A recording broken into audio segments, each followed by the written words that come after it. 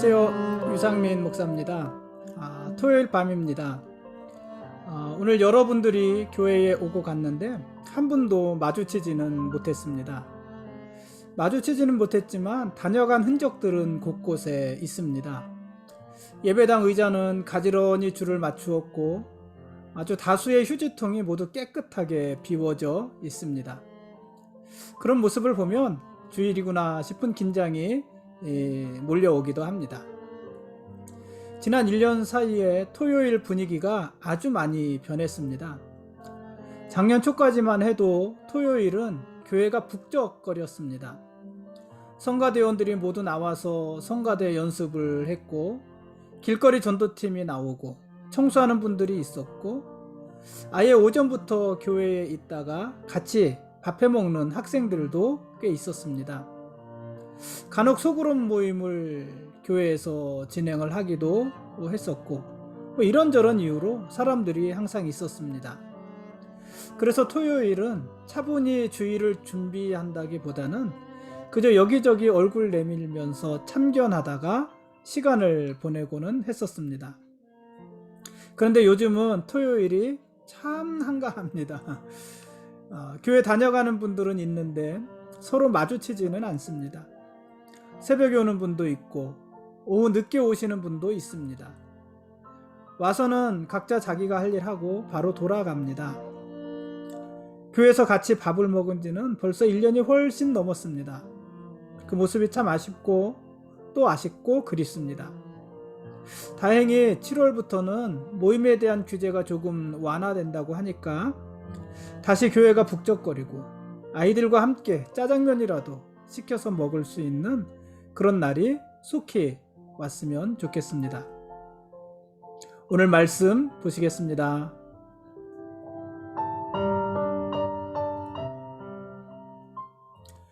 오늘 읽을 말씀은 이사야서 1장부터 3장까지 말씀입니다.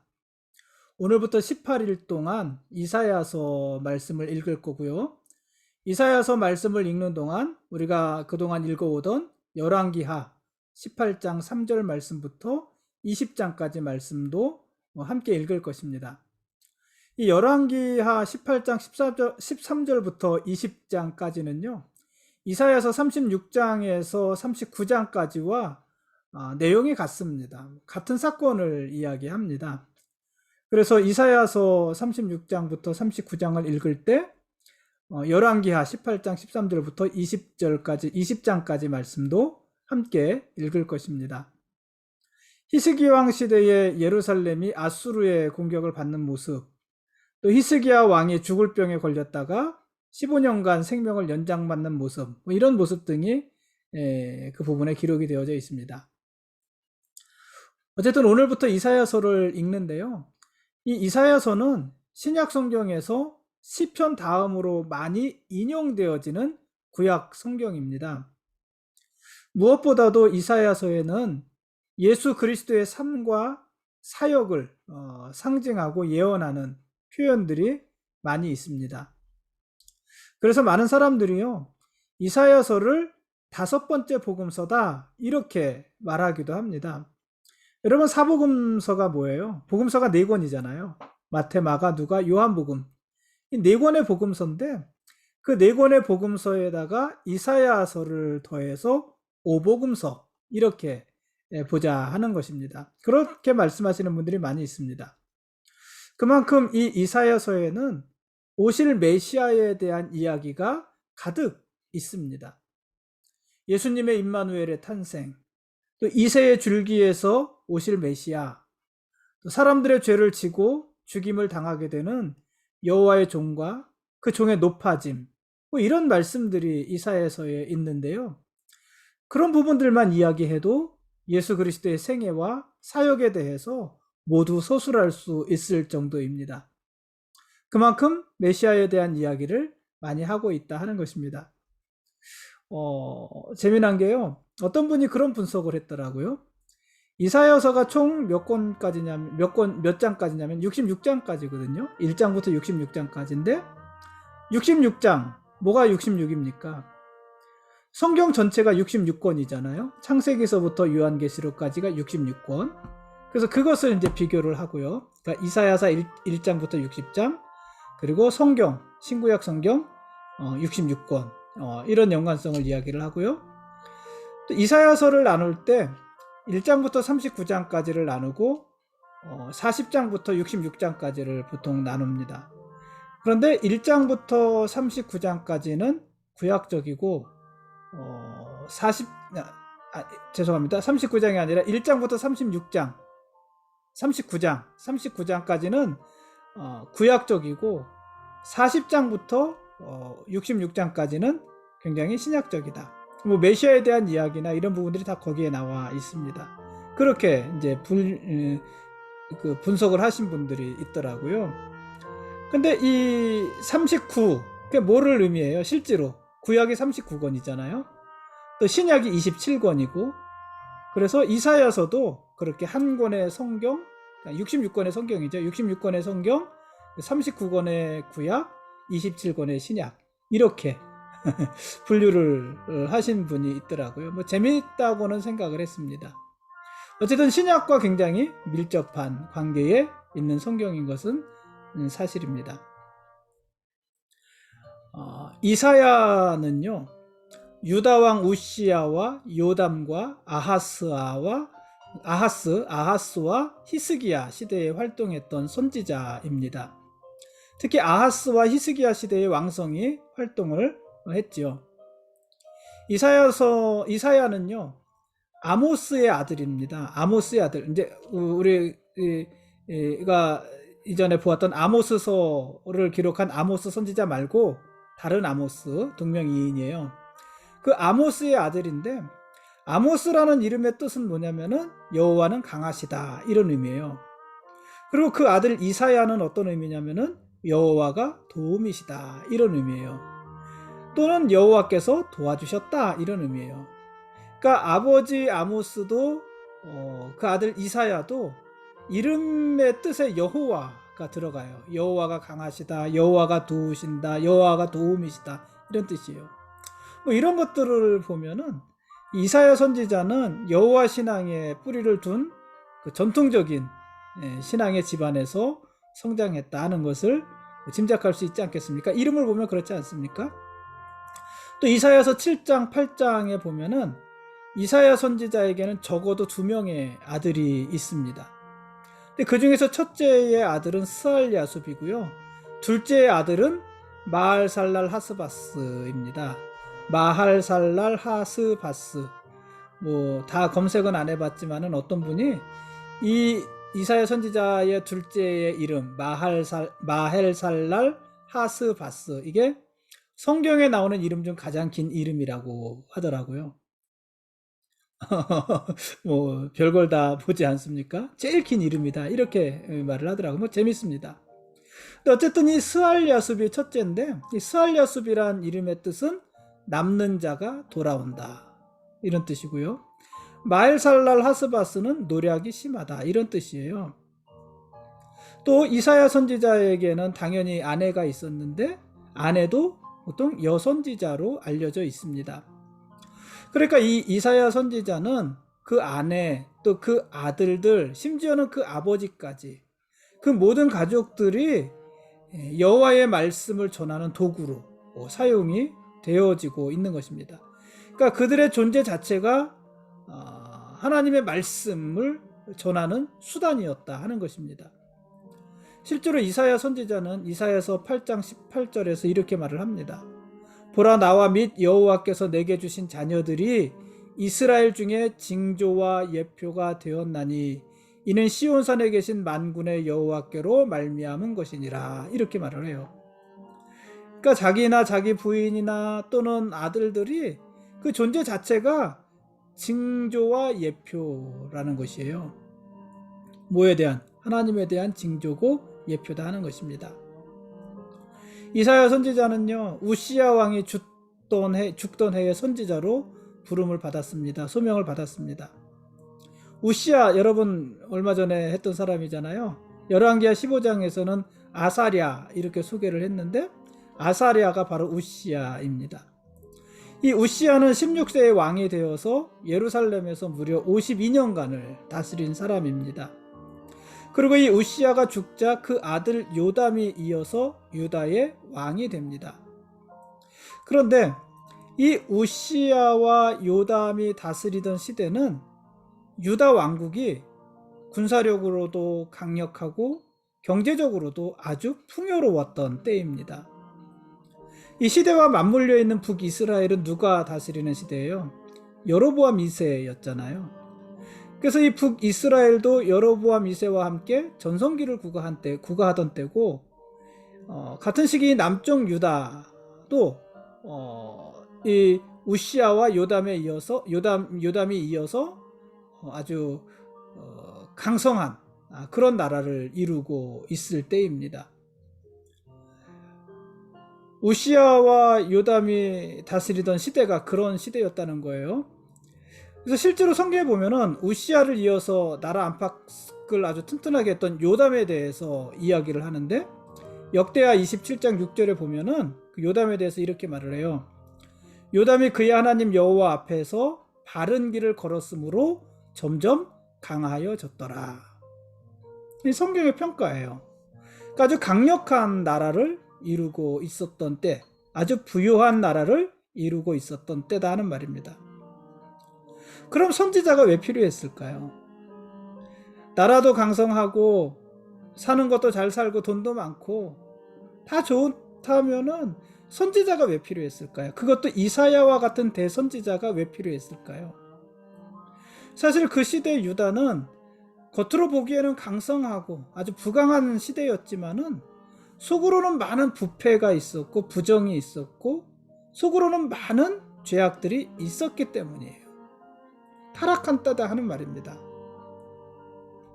그래서 이 우시야와 요담이 다스리던 시대에 어두운 부분이 있다는 것입니다. 예를 들어서 우리가 얼마 전에 보았지만은 우시야는 어떻습니까? 우시야는 선한 왕이었지만은 그 집권 후기에 가면은 자기 마음대로 하나님께 분향하려고 했잖아요. 제사장들이 목숨 걸고 나서서 그것을 막았지만 고집부리고 자기가 분향하려고 했잖아요. 그러다가 어떻게 됐어요? 나병에 걸렸잖아요. 그리고 죽을 때까지 별궁에 유폐되어서 살았잖아요. 이런 부분이 있었다는 거예요. 또 요담이 다스리던 시대도 마찬가지인데, 요담이 다스리던 시대에 대해서 역대하 27장 2절은 이렇게 말을 했어요. 백성이 여전히 부패했다.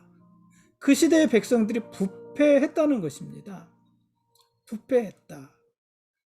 이 부패했다는 말을 썼는데요. 오늘 읽은 이사야서 1장 4절 말씀에도 이 단어가 나와요.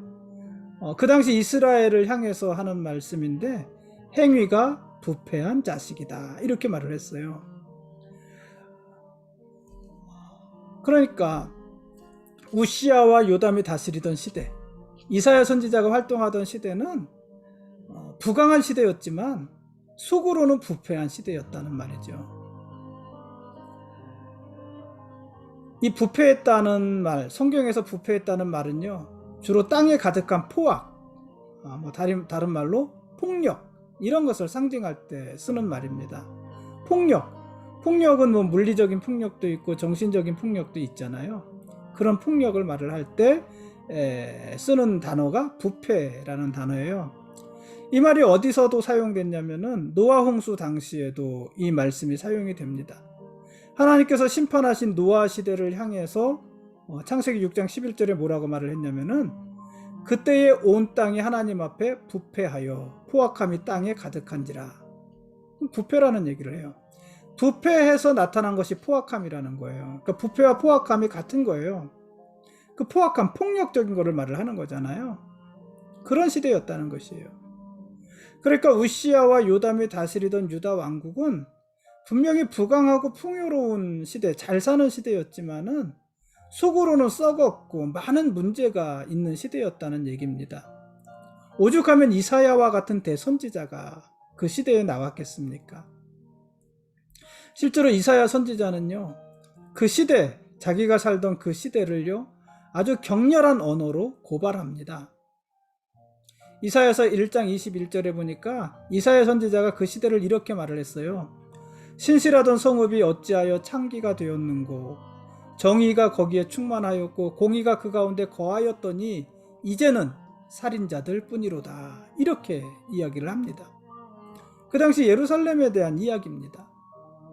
신실하던 유다의 성읍들이 마침내 뭐가 됐다고요? 창기가 되었다. 이 신실함도 하나님과의 관계를 말을 하는 것이고 창기도 하나님과의 관계를 말을 하는 것이잖아요. 원래는 신실한 하나님 앞에 신실한 성읍이었는데 지금은 창기들이 되었다. 이렇게 말을 하고 있단 말이죠. 그 모습이 마치 호세아 선지자의 음란한 아내 고멜을 보는 것 같지 않습니까? 이 호세아도 우리가 얼마 전에 보았잖아요. 이 실제로요, 이 이사야 선지자는 호세아 선지자와 비슷한 시기에 남쪽과 북쪽에서 각각 활동하는 선지자들입니다.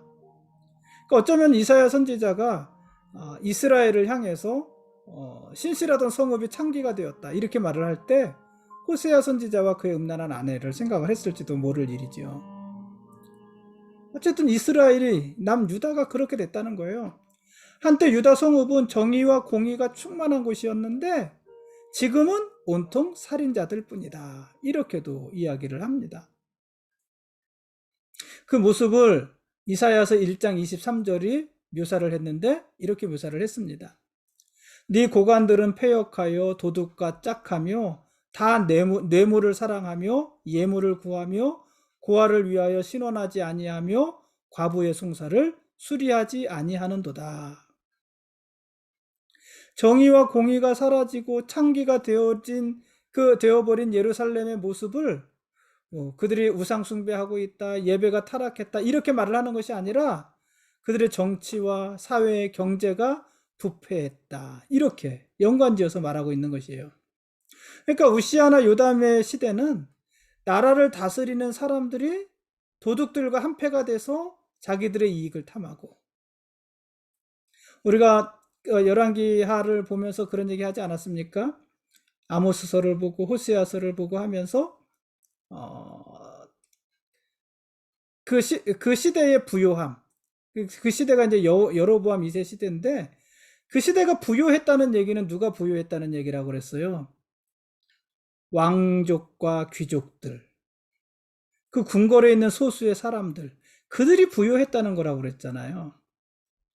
그들이 어떻게 부유해졌냐면은 가난한 자들을 억압하고 착취해서 그들이 부유해진 것이다. 이렇게 말을 했잖아요. 그래서 그들을 향하여 하나님이 심판을 선포하시는 것이었잖아요. 여러분, 남유다도 마찬가지입니다. 나라를 다스리는 사람들이 도둑들하고 한패가 되었습니다. 그리고 자기들의 이익을 탐하였습니다. 뇌물이 오고 가고 그래서 부당한 일들이 행해졌고 힘이 없는 고아와 과부의 억울함들을 제대로 보살펴주지도 않았습니다. 이것이 우시아 시대, 요담 시대, 잘 사는 유다의 속모습이었다 하는 말입니다. 이런 모습들은 마치 이스라엘이 남유다가 창기가 된 것 같고 공의롭지 못한 모습과 같다. 이렇게 이사야 선지자가 이야기를 하는 것입니다. 이사야 선지자는 이런 유다의 모습을 고발하면서 그들의 심판을 경고하고 있습니다.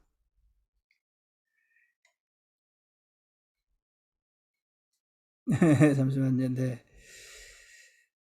주님의 날에 유다와 예루살렘에는 하나님의 두려운 심판이 있을 것입니다.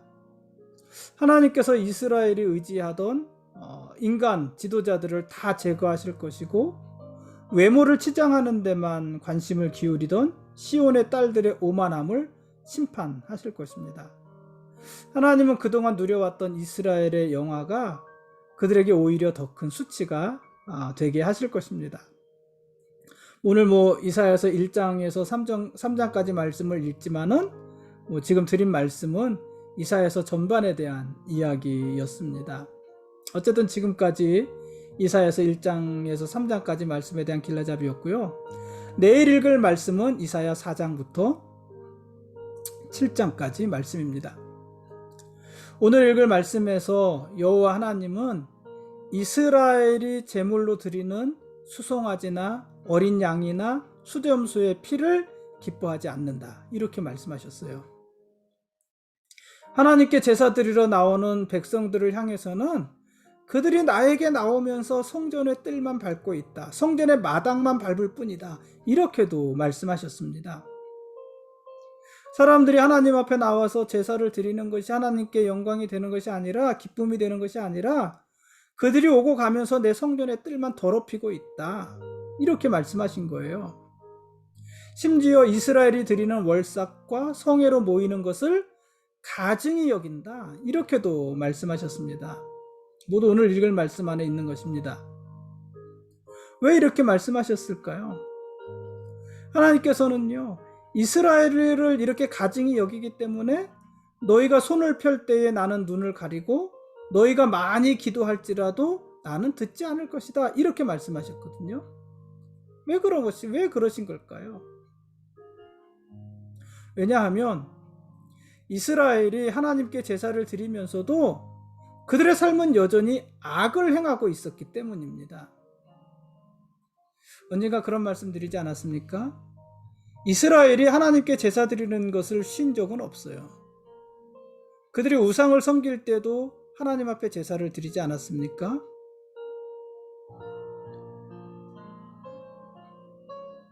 그런데 문제는 그들이 그렇게 하나님을 제사 드리면서도, 하나님을 예배하면서도 여전히 악을 행하였다 하는 거예요. 악한 길에서 돌이키지 않았다는 것입니다. 그래서 하나님이 이스라엘에게 요구하시는 것이 뭐냐면은 악한 행실을 버리고 행악을 그치라 하는 것입니다. 선행을 배우고 정의를 구하고 학대받는 자들을 도와주고 고아와 과부를 돌보아주라, 이런 것입니다. 여러분, 이사야 때도 그렇고요, 지금도 그렇고요, 예배와 삶은 별개가 아닙니다. 우리가 하나님께 예배를 드렸다면 마땅히 그 예배의 정신과 마음을 가지고 우리의 삶을 살아야 하는 것입니다. 그래서 우리의 삶이 곧 하나님이 받으실 예배, 삶의 제사가 되게 해야 하는 것입니다. 삶이 빠져버린 예배는 하나님이 기뻐하지 않으시는 거예요. 그래서 예배와 삶은요, 동전의 양면과 같은 것이에요. 하나님 앞에 형식적인 예배는 드리지 않고, 그 형식을 갖춘 예배는 드리지 않고, 나는 성경적인 삶을 살기만 할 거야, 그 생활만 그렇게 하려고 한다면은요, 그렇게 할 수도 없지만은 그건 옳지 않은 거예요. 그렇다고 하나님 앞에 제사만 드리고 삶은 돌아보지 않는다면 그게 외식하는 자들인 것이죠. 하나님의 가증히 여기시는 것이죠. 그래서 삶과 예배는 동전의 양면처럼 떨어질 수 없는 것입니다. 예배의 형식도 중요하고 삶도 중요하다는 것이에요. 오늘 말씀에서는 그 삶이 빠져버린, 삶이 없는 이스라엘의 예배만 있는 이스라엘을 향해서 내가 너희가 드리는 제물을 기뻐하지 않는다. 나는 너희를 가증하게 여긴다. 이렇게 말씀하고 계시는 것입니다. 삶의 제사는 없이 예배의 형식만 붙잡고 교회를 왔다 갔다 하는 사람들은 어떤 사람들이라고요? 성전의 뜰만 더럽히는 자들이다. 이렇게 이사야 선지자를 통해서 하나님은 우리에게 말씀하셨습니다. 오늘 여기까지 하겠습니다. 좀 광범위하게 이야기를 했는데요, 내일부터는 다시 좀 더 구체적인 이야기들을 나누도록 하겠습니다. 하나님이 우리의 왕이십니다. 그리고 우리는 그분의 거룩한 백성들입니다. 고맙습니다.